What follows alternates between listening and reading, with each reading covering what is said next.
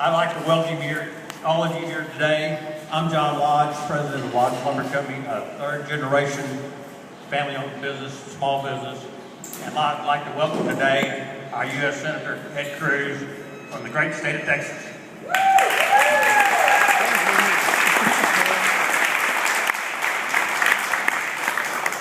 Well, thank you very much. Thank you, John, for hosting me. Thank you, JW. Thank you for everyone coming out. I appreciate your being here.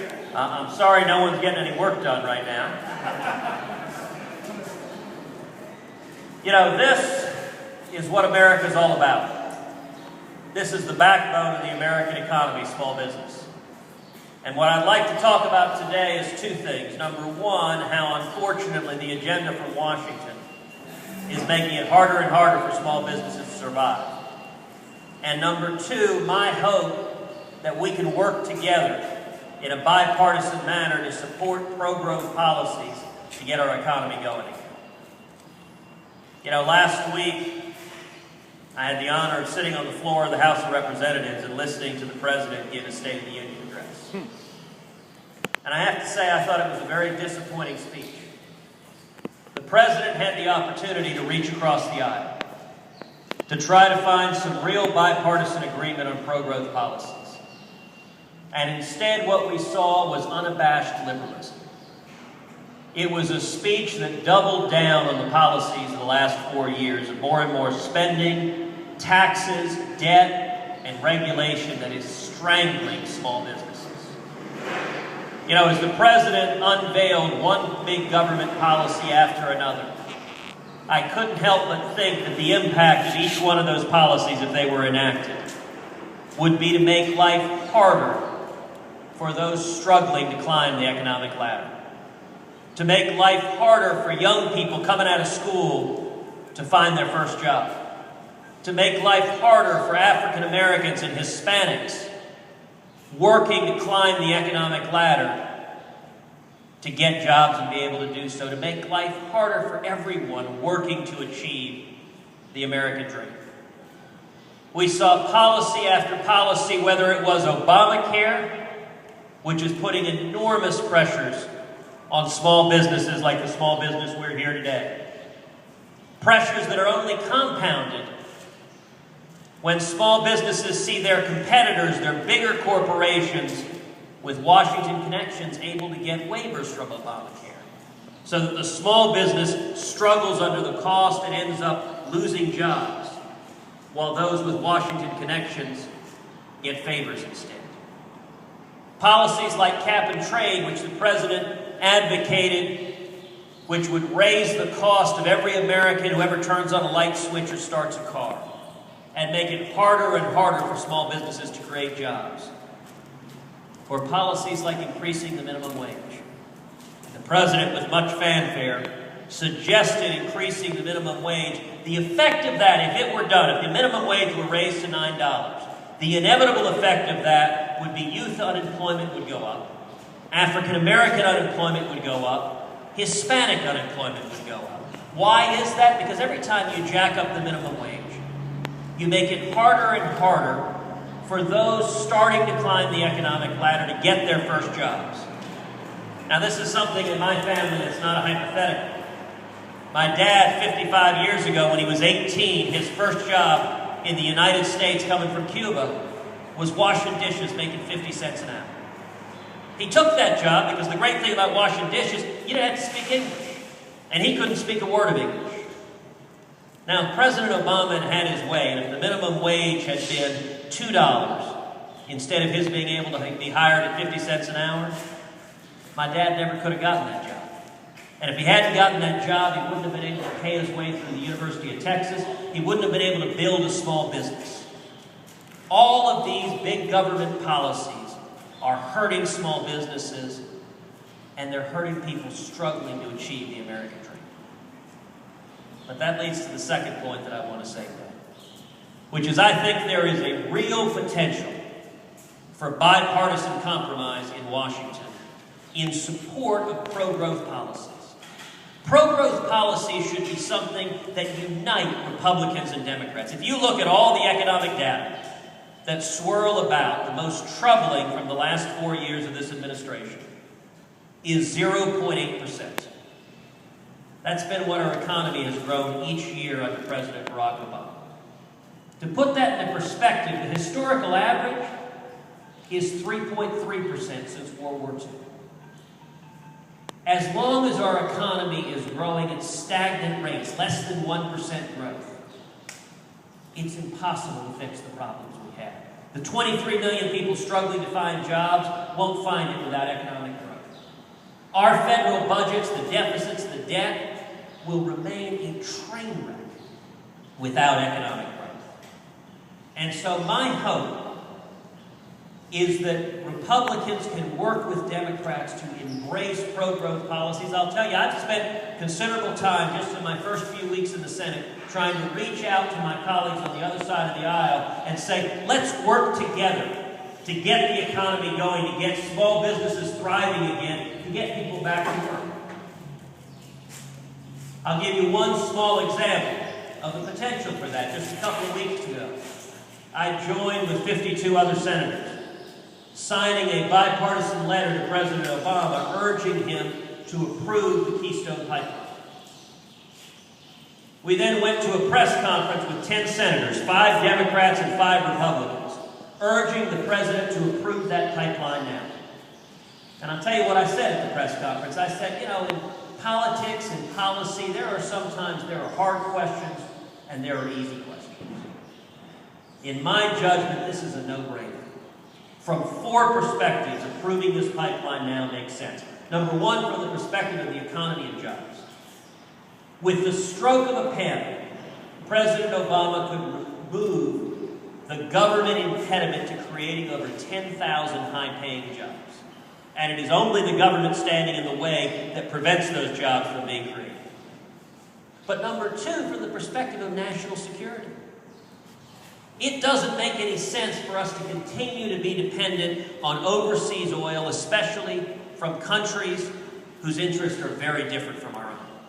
When we can receive our energy resources, our oil resources, from Canada, our friend in the north, instead of from nations with far more hostile intentions. Number 3, from the perspective of revenue. And this is an argument Republicans don't make very often, but the president loves saying he wants more government revenue. I'll tell you, the very best way to get more government revenue is to have more growth, to have more jobs.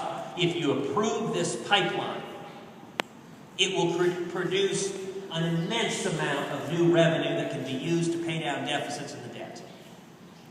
And the 4th perspective is from the environmental perspective. Even if the only thing you care about is the environment, even if you don't care about jobs or the economy or national security, even if the only thing you care about is the environment.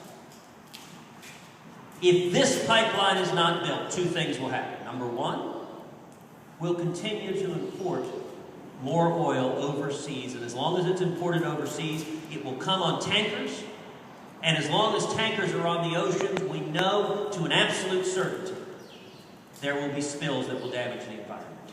It's far safer environmentally to bring our oil in a pipeline rather than on tankers overseas. But number 2, if the pipeline isn't built going south, it's not like the Canadians are just going to leave the tar sands where they are. It will be built going west instead. That oil will instead go to China, where it will be refined in China in a far dirtier process that will do more damage to the environment than it would if it were refined here in the United States, creating high-paying jobs in Texas and Louisiana. That's an example of the sort of pro-growth policies we should be embracing. And I'll tell you, I hope, perhaps it is a naive hope, but it is a willingly naive hope. I hope we can get bipartisan cooperation to get our economy going, to get small businesses going, to get people back to work, because the best way to meet our needs is to have an economy that is roaring. And I'll make one final point. If we could get back to historic averages, 3, 4, 5% growth, a decade of economic growth of 4% would produce over 10 million new jobs. A decade of economic growth at 4% would produce over $3 trillion in additional tax revenues. That's more, by the way, than all of the revenue projected from every tax increase President Obama says he wants. The best way to get that revenue is get the economy going, get people back to work. And a decade of growth at 4% would lift over 3 million people out of poverty. There's a reason this nation has been a beacon of hope to people from all over the world coming here seeking freedom, because no nation on earth has presented the opportunity for so many people to come with nothing and achieve anything. And I'm hopeful that the American people can get those in Washington in both parties to stop playing political games and to work together to get our economy going, to embrace pro-growth policies, to help small businesses get going, and to help Americans get back to work. Thank you.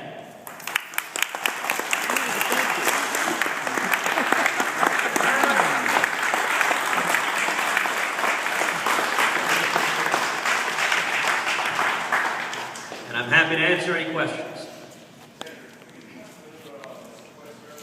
Sure.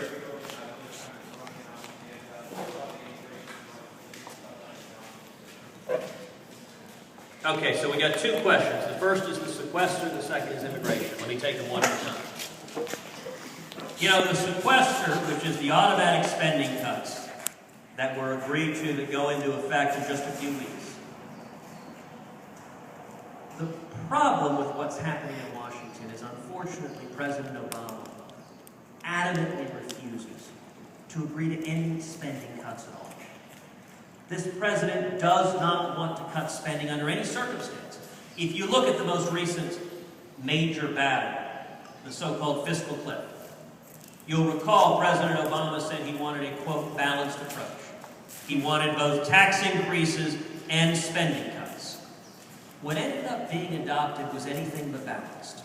What ended up being adopted is President Obama got $620 billion in new taxes.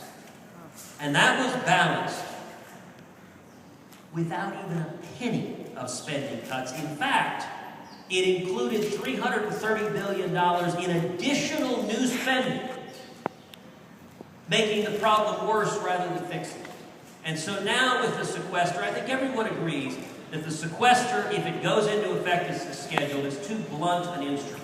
It puts too heavy an impact on our military, and it potentially compromises our national security. But the problem is, President Obama is unwilling to shift those cuts anywhere else. The House long ago passed a bill to achieve the same level of cuts that we have in the sequester, but to allocate them far more sensibly so they're not disproportionately put on the military. Harry Reid and the Democrats refused to take that up. And unfortunately, President Obama's position, which I think is driven by partisan politics, is the only way to avoid the sequester is to increase taxes. I think that's a mistake. Increasing taxes goes backwards in terms of growth, in terms of small businesses, in terms of jobs. And so I think right now there is a very substantial likelihood that the sequester will go into effect. Now I'm hopeful, if it does go into effect, that it will result in some compromise. But what we discovered is, unfortunately, the only way President Obama and Harry Reid will be willing to agree to spending cuts is if they're forced to agree to spending cuts against their will, because they've demonstrated no willingness to do so otherwise. Now, you asked also about immigration. You know, immigration is an issue on which I think there is widespread agreement among most Americans. Just about everybody agrees that our current immigration system is broken. And there is wide bipartisan agreement, number one, that we need to get serious about securing our borders. That it doesn't make sense in a post-9/11 world that we don't know who's coming into this country, we don't know their history, we don't know their criminal backgrounds. Large majorities of Americans agree we need to get serious about securing the borders. And number two, there is widespread agreement that we should remain a nation that doesn't just welcome, that celebrates legal immigrants. I mean, we are a nation, all of us, every one of us, is the child, is the grandchild of those who fled oppression and came here seeking freedom. That is our legacy. Our DNA is to love freedom and opportunity and to risk everything in pursuit of freedom and opportunity. And I think we could find wide bipartisan agreement to improve legal immigration, to streamline legal immigration, to reduce the burdens, to stop making it so difficult dealing with the federal government in the legal immigration process. And in particular, to increase high-skilled legal immigration. We're seeing every year students trained in our universities in math and science and computers who are forced to leave because they can't come here legally. And as a result, they take high-paying jobs with them. Whereas if we could bring more high-skilled immigrants, we would see job creation and economic growth.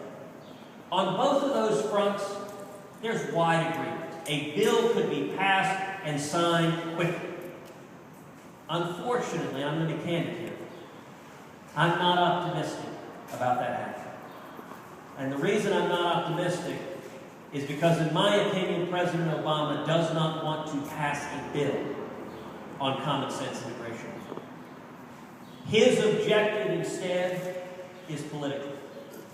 His objective is to push so much on the table that he forces Republicans to walk away from the table because he wants an issue to campaign on in 2014 and 2016. The State of the Union speech that President Obama gave on immigration was partisan, it was divisive, it was designed to use immigration as a wedge issue. And I think that's unfortunate because right now, the biggest obstacle to common sense immigration reform is President Barack Obama. And if he would stop using it as a partisan tool and actually roll up his sleeve and work with others in Congress, we could get it done, and we need to get it done. Senator, have you heard from any Republican leadership privately about your first month on the job with the United States hearings? You know, the last week, there have been more than a few slings and arrows directed at my direction. Indeed, on Friday, within about 3 hours, there were a total of 7 national articles in major publications attacking me personally. It's almost as if it was at the encouragement of Democrats on the other side. Now, my view is simple. Washington is a rough and tumble place. If folks want to attack me personally, they're welcome to. Texans elected senators to go to Washington and speak the truth. Texans elected a senator who wouldn't play games, who wouldn't go and just join the club, but who would stand for conservative principles and stand for the state of Texas. Now,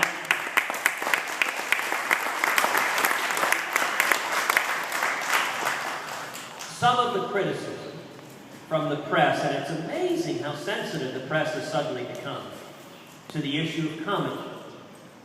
It appears the old gray lady of the New York Times is shocked, just shocked, that I would dare ask difficult questions of Chuck Hagel.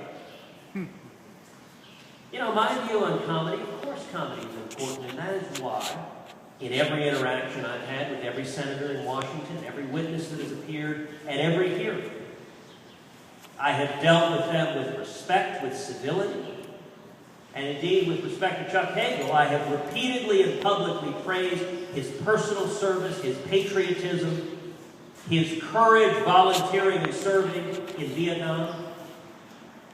But I have also focused on his record, his votes in the Senate, the speeches he has given, the extreme positions he has taken. And I don't think comedy means avoiding the truth.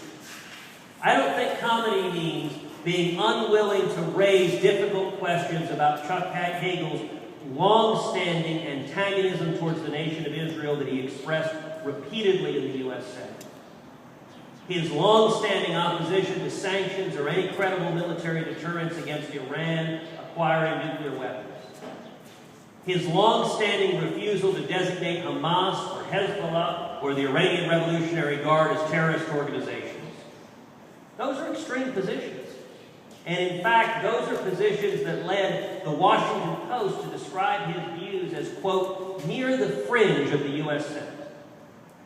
Likewise, I don't think comedy means failing to ask reasonable questions for financial disclosure. In particular, asking Chuck Hagel what money he has directly received in the last 5 years, which is perfectly reasonable, common sense inquiry, an inquiry that has been asked of others, including Henry Kissinger and Hillary Clinton. In fact, Hillary Clinton voluntarily disclosed all of her compensation the last 8 years. And yet somehow the New York Times thinks it's unreasonable to ask Chuck Hagel what money he personally was paid in 2008, 2009, and 2010. But every question I have raised has focused on his record substantively with respect to foreign policy and on his refusal to answer common sense, reasonable financial disclosure questions. And I will say this of the attacks. If those in the media want to throw rocks at me and echo the attacks of Democrats, have at it. But I would ask, for every 10 stories that are written repeating the attacks leveled at me, I would ask those in the media to write at least one, focusing on the substantive issues of Chuck Hagel's record and his refusal to disclose what money he's personally received and whether any of it has come indirectly from foreign nations. That is part of the responsibility of every single senator to ask of an individual who's been nominated to be Secretary of Defense, because I think it is critical to knowing that individual's suitability to vigorously protect the national security interests of the United States. Senator.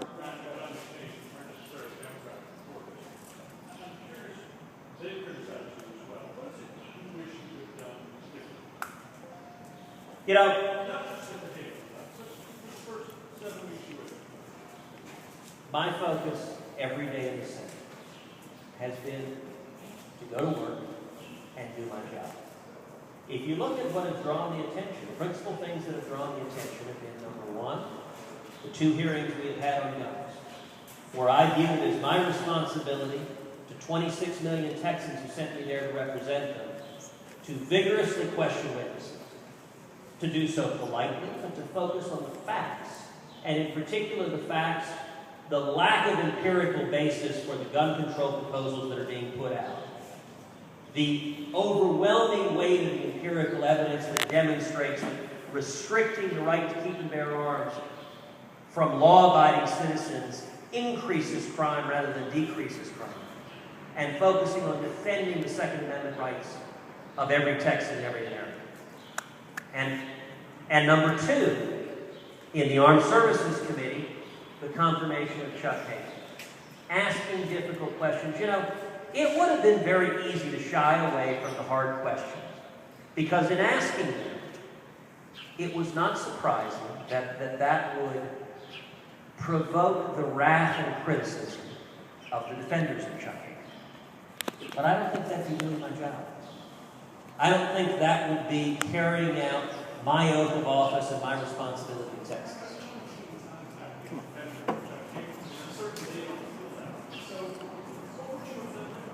You know, I'm not going to try to get into the head of other senators.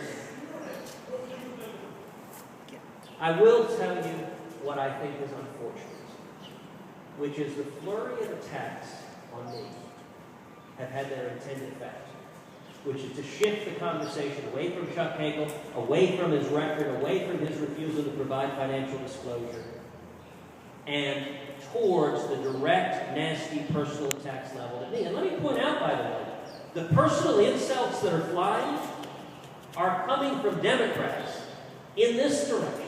And let me be clear, I do not intend to reciprocate. I feel honored to be representing Texans and standing for conservative principles. The opportunity to play even a small role, helping address these enormous challenges we have in this country, it's truly breathtaking. And I feel privileged every day to go into the Capitol representing Texas.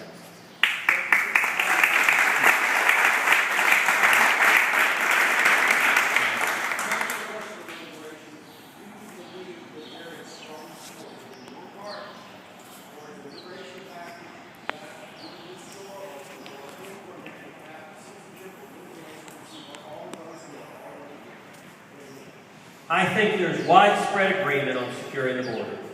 I think there's widespread agreement on improving legal immigration. I think what President Obama is trying to do is focus all of his energy not on the areas that we could get an agreement now to do so, but instead on the areas that he knows there's widespread disagreement. In particular, President Obama's embrace of amnesty, embrace of a path to citizenship that jumps those who are here illegally ahead of the line, ahead of those millions of legal immigrants who follow the rules, who've waited in line, which I think is fundamentally unfair. And I think the reason that President Obama is doing that is unfortunately political. I think the White House knows full well that what it is pushing for won't pass this Congress. And I think that's precisely their objective. And ironically enough, for those who would like to see common sense immigration reform, the best way to do so is for them to ask President Obama to stop treating this as a political attack issue and instead try to work with Democrats and Republicans for common sense solutions to this problem.